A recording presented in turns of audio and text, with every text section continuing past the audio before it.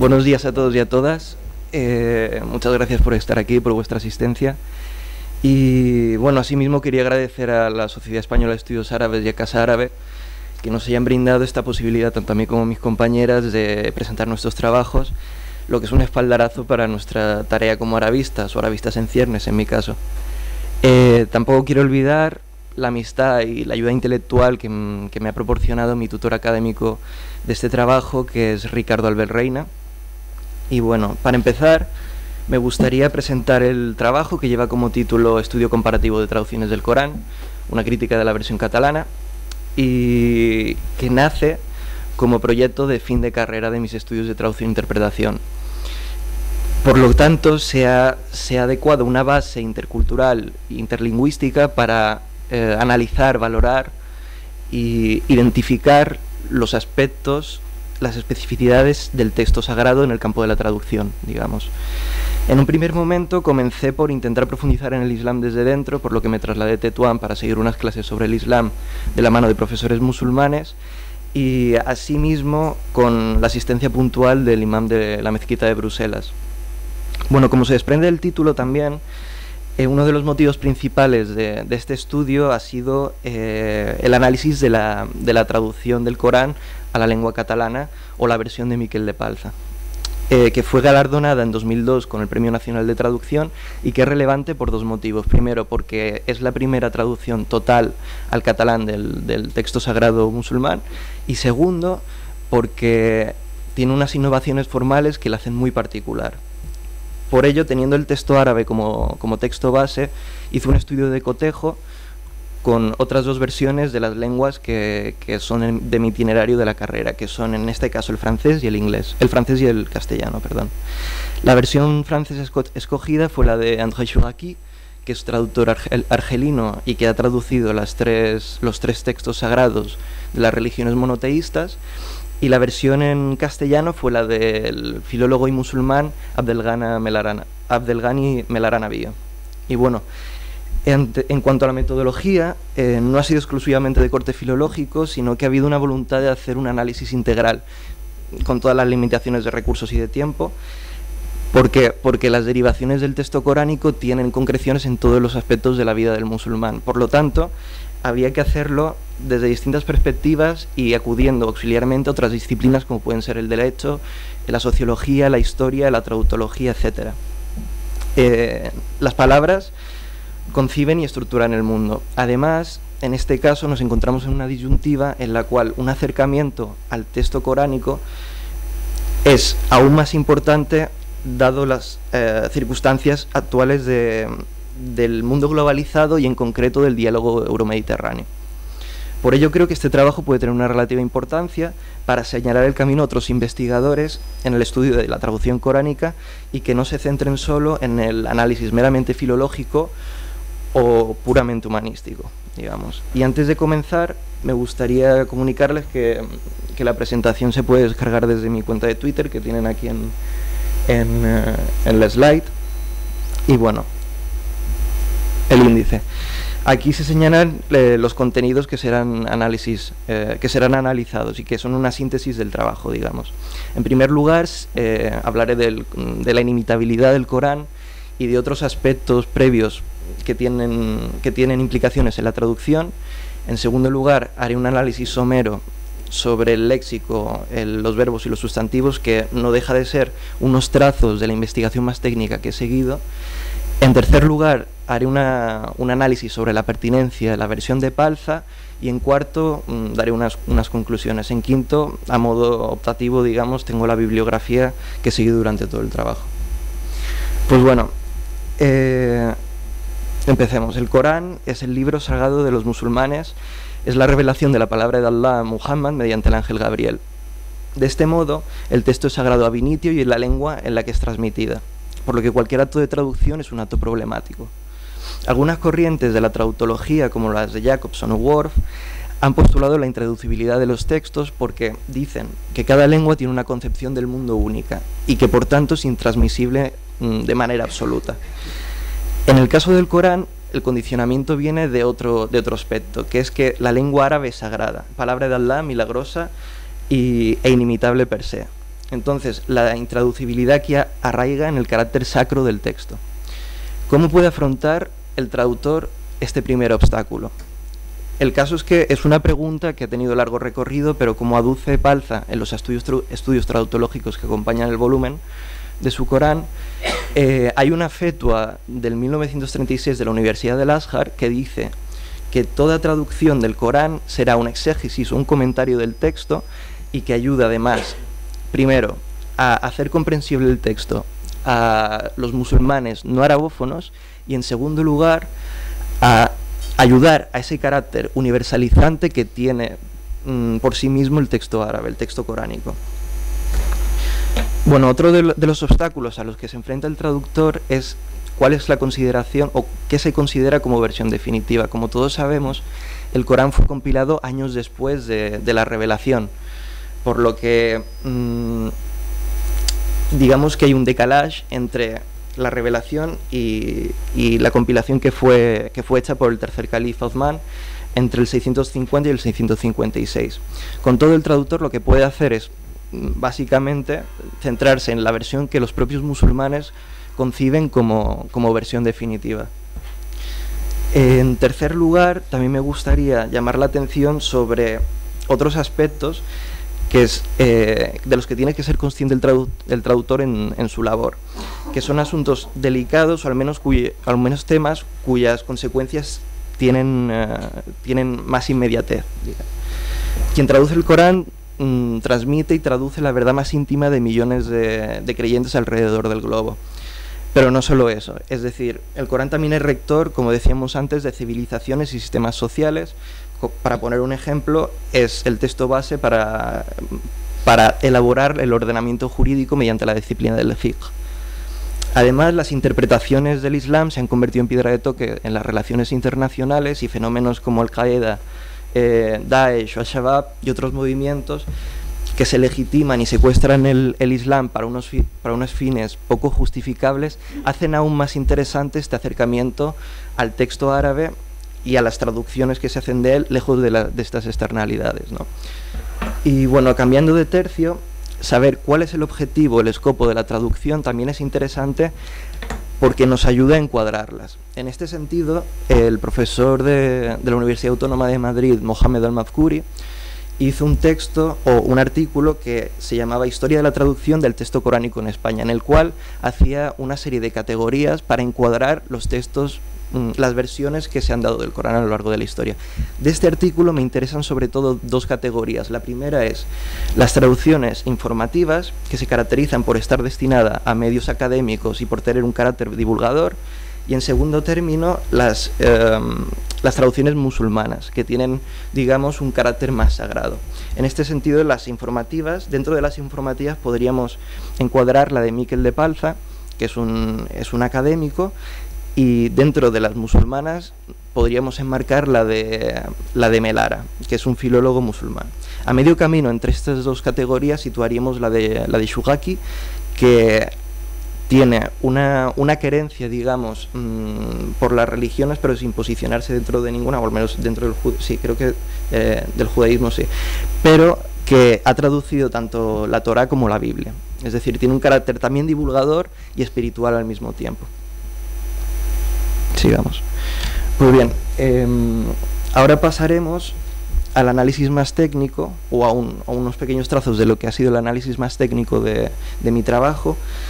Pero antes me gustaría aclarar que los fragmentos elegidos se han elegido en base a la visibilidad de las especificidades que quieren destacarse. En primer lugar, tenemos la imperatividad de los verbos, en este caso el verbo qala, que es un leitmotiv dentro del Corán, ya que la revelación se escenifica a través de este mecanismo. La orden se transmite en primera instancia al mensajero al mensajero de Dios para que lo transmita a los creyentes. Esta, digamos, teatralidad es tratada de distinta manera en las tres versiones. En este versículo del 732 vemos el uso apuntado del imperativo, qul. En las versiones tanto de Melara como de Shugaki han seguido la morfosintaxis árabe. Sin embargo, Epalza ha preferido explicitar mediante el nombre de profeta entre claudators a quién va dirigido este mensaje. Aquí vemos otra vez que es un carácter más divulgador, más académico y que se centra más en la lengua meta o en la cultura meta que en la lengua de origen.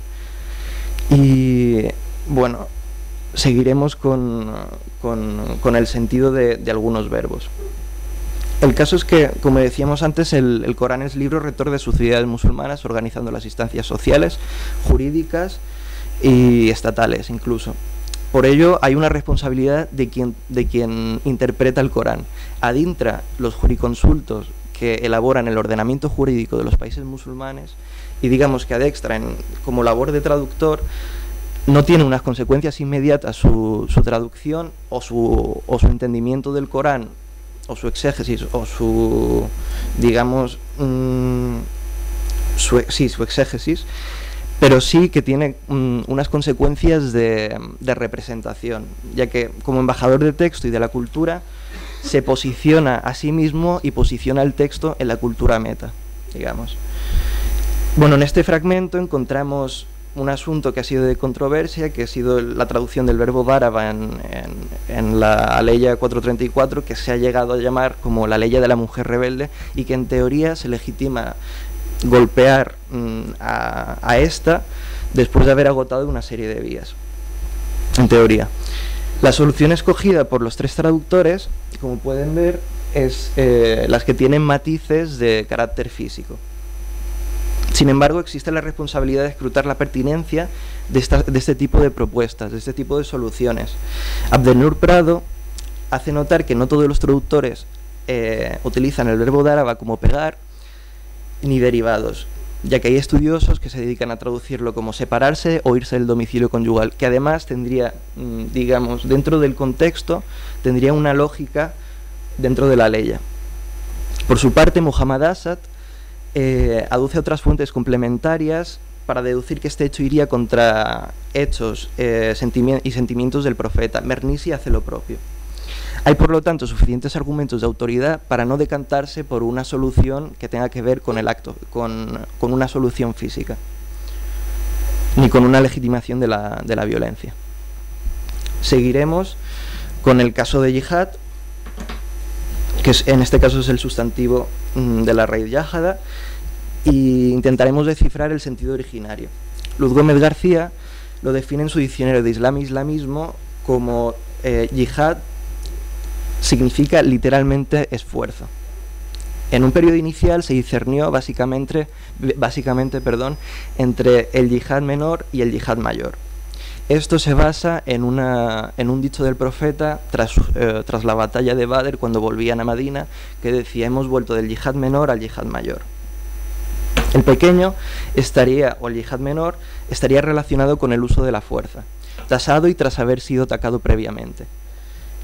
Mientras que el mayor es el esfuerzo que hace el musulmán por luchar contra sus defectos, contra sus vicios, y que tiene un cariz más espiritual e interior, ¿no? Prado asimismo dice que este yihad binario ha sido superado y que ahora se muestra en estas 6 formas, que es la yihad del corazón, de la lengua, de la mano, del dinero, de la predicación y de la espada. Pues bien, esta última concepción ha sido la utilizada para legitimar acciones de violencia en nombre del Islam, secuestrándolo y deformándolo, como decíamos antes, a partir de unos intereses ajenos que condicionan al texto coránico o a la interpretación de este texto. A pesar de estas visiones capciosas, hay que resaltar que la lectura que debe tener preeminencia siguiendo unos criterios teleológicos de fines del libro del Islam es que debería interpretarse en la mayor parte de los casos como el yihad mayor, es decir, contra los efectos propios. En este sentido, cabe decir que tampoco, hablando del yihad menor, no es exclusivo ni específico de la cultura musulmana el uso tasado de la violencia, ya que tiene una correspondencia directa con el derecho internacional público, con la legítima defensa que se aduce en la Carta de San Francisco, la Carta Fundadora de Naciones Unidas. En la práctica, este concepto de legítima defensa también ha sido sujeto de controversias y de interpretaciones tendenciosas. Ahí tenemos la legítima defensa preventiva que utilizó Bush para legitimar, digamos, su intervención en Irak.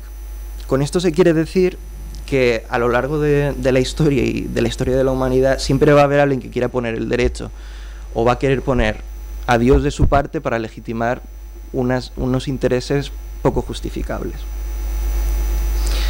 Y bueno, perdone. En este caso, con esta delicadez que hay imbricada, el traductor, a mi ver, debería regirse por un código deontológico que le hiciera ni demonizar ni dulcificar la traducción y aspirar a la imparcialidad y a la objetividad y inspirar en su trabajo por las consecuencias de representación que tiene. Bueno, veamos cómo han respondido a este reto las tres versiones. Este pasaje, según Mohammed Asad, hace alusión a las sociedades que ponen los elementos materiales por encima de los designios y las prerrogativas de Alá, por la ética, digamos. Aquí vemos que el uso de yihad tiene poco que ver con lo que decíamos antes del uso combativo de esta violencia, ¿no? o del yihad. Sin embargo, como podemos ver, las tres versiones han optado por términos que aducen a la lucha o al combate, ¿no? En este caso, Jihad fi sabilihi podría haberse traducido como l'effort sur son chemin en francés, el esfuerzo en su camino en castellano y le fagne el seu camí en catalán, ¿no? De hecho, la versión inglesa a la que acudí de manera subsidiaria de Muhammad Marmaduke Pithal sigue esta dinámica y traduce este fragmento como striving in his way, que sigue este carácter de esfuerzo interno, espiritual, el yihad mayor en vez del yihad menor, perdón. En este punto también me gustaría aducir que la traducción que hace de yihad de Palzar en algunos pasajes como Guerra Santa, además de seguir la retórica poco rigurosa de los medios de comunicación y de otros, tiene el defecto de ir contra su propia premisa de alejarlo del catalán más escolástico, de la lengua catalana que está impregnada por toda una teología y por toda una cultura cristiana. Y que además, en este sentido, Guerra Santa es un término que tiene origen en las cruzadas y que utilizaron los cristianos. Guerra Santa en el Islam no existe. Bueno, en este tercer punto me gustaría exponer una reflexión sobre la versión catalana y sobre todo sobre la adecuación que sigue esta versión dentro del marco cultural en el que se inserta, en este caso el marco cultural catalán. En este fragmento del prólogo, Epalza destaca que es un libro religioso, literario y social. La cualidad religiosa determina las demás, por lo que aducíamos antes de la inimitabilidad del Iyaz, y el aspecto social se deduce de la condición de texto rector de las civilizaciones musulmanas. Por último, resalta el nivel estético, literario del Corán. En este sentido, Epalza enumera unos principios con los que lleva a cabo esta traducción, que son, en primer lugar, el transmitir todos los contenidos semánticos y, en segundo, poner de manifiesto la influencia de la literatura sapiencial en el Corán, además de su estilo poético y de su estilo retórico con la prosa del Saj.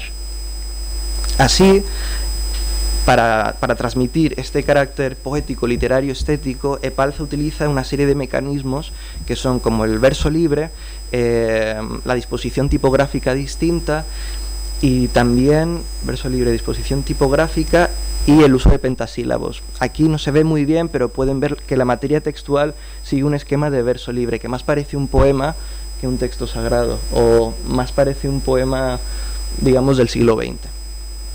En este sentido, al utilizar y al hacer preponderante el criterio estético, surge la pregunta de qué tiene de literario este texto sagrado.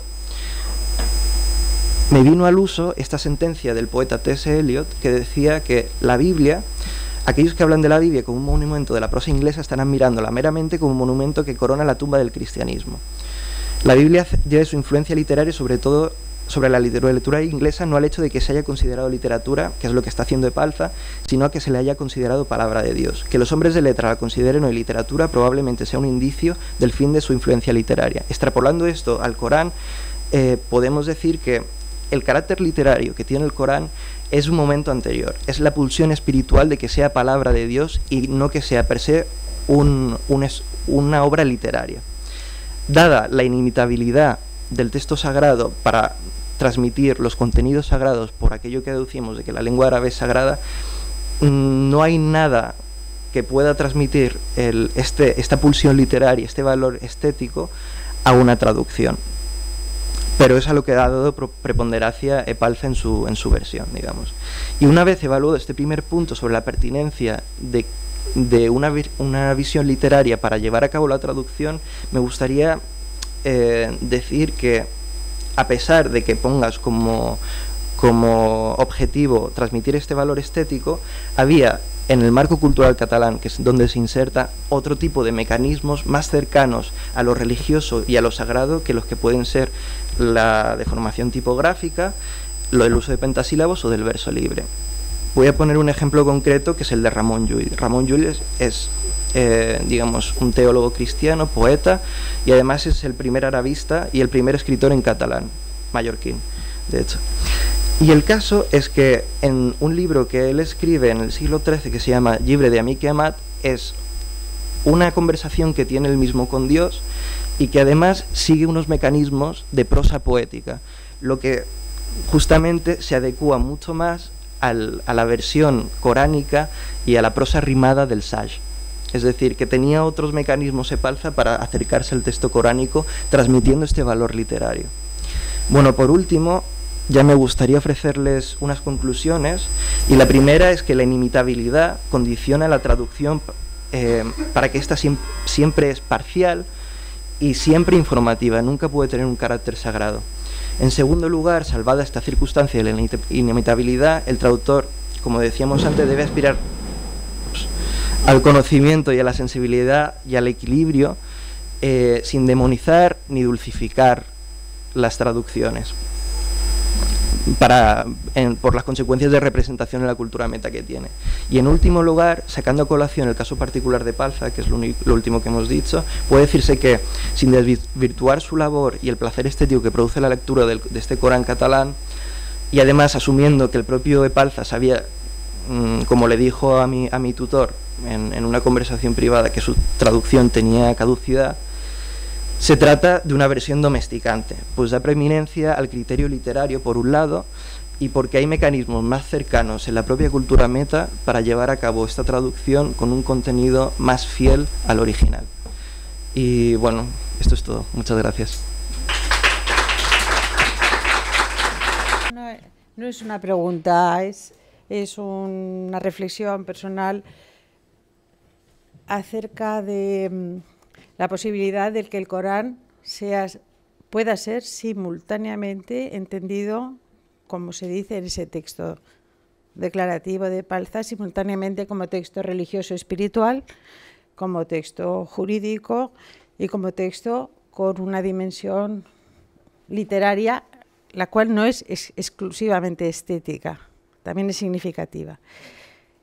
No voy a entrar ahora en el análisis del trabajo y sus conclusiones, pero que el Corán simultáneamente, como decía Epalza, puede y debe, lógicamente, ser entendido en sus distintos matices, es irrefutable. Y eso permite que el acercamiento se pueda y se deba realizar mediante varios sistemas, el del creyente o no creyente espiritual, el de la crítica literaria en su sentido más moderno y más contemporáneo, el de la crítica lingüística, que no se ha mencionado aquí, cosa un poco extraña, etcétera. Es decir, solamente era esta reflexión a propósito de la cita de Eliot, porque Eliot dice, aquellos que exclusivamente ven en el texto, no sería el caso. Es nada más un estado de opinión como respuesta a lo que aquí nos ha planteado. Aparte, hay otras traducciones también en catalán, ¿no? Y me parece que la que dice traducción de Epalza es un conjunto de personas las que han colaborado en ella. Sí, bueno, lo primero es que, como decías, lo que es llamativo es que es la primera traducción total, entera del Corán. En segundo lugar, lo que decíamos de exclusivamente literaria, yo no estoy diciendo que Epalza no sea sensible a otras cuestiones del tipo lingüístico, del tipo cultural, del tipo espiritual, sino que en el orden de prelación de los criterios que ha seguido ha dado preeminencia al criterio estético y literario, ya que, como veíamos antes, la materia textual que ha dado como producto deja ver que hay un sentido más de modernidad y de literatura que no tiene solo el valor estético, porque la literatura es un conjunto de experiencias, de pulsiones sentimentales y que pueden tener también pulsiones espirituales, pero que en cuanto a traductor lo que vemos es que el producto tiene una consideración más, como él decía, de provocar ese ritmo, esa cadencia que tenía el saj en el texto coránico original, y que lo transmite mediante unos mecanismos que parecen de rabiosa modernidad cuando podía haber acudido a otros que son más cercanos, como por ejemplo la prosa poética a la que acudía Ramon Llull. En cuanto al criterio lingüístico que no hemos aducido, yo creo que creo que lo he entendido como que no me he acercado o que no he comentado que ha habido un estudio del léxico, y es justamente el análisis técnico que he llevado a cabo. En este caso, en la presentación se le he podido dar unos trazos de lo que es la totalidad de la investigación, pero que es lo que he seguido durante la investigación, acudiendo a diccionarios tanto en castellano como en árabe, como en francés, como en inglés, y a la exégesis y a otro tipo de fuentes. Pero bueno, muchas gracias por la pregunta. ¿Alguna pregunta más? Yo iba a preguntar qué significa domesticante. Sí, bueno, digamos que en la traducción siempre existe el debate de las traducciones que se centran en la cultura origen y en la cultura meta. Es decir, pongamos en una balanza la traducción, y en un lado depende de qué lado de la balanza elijas, eso es lo que define. Es decir, domesticante sería intentar transmitir los contenidos a la cultura meta, que en este caso sería la catalana, haciendo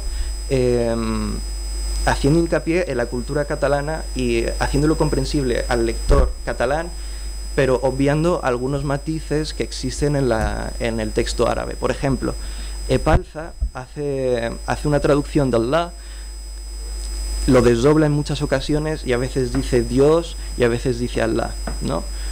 Y el caso es que Dios tiene una connotación derivada de su etimología latina, pero sobre todo griega, del Dios occidental. Entonces se está centrando en la comprensión del lector catalán, pero al mismo tiempo está domesticando al Dios árabe para hacerlo más comprensible. Es decir, que pone el foco en la cultura meta y no en la cultura origen, que es siempre el debate y, digamos, una de las problemáticas que tiene la traducción siempre. Bueno, gracias.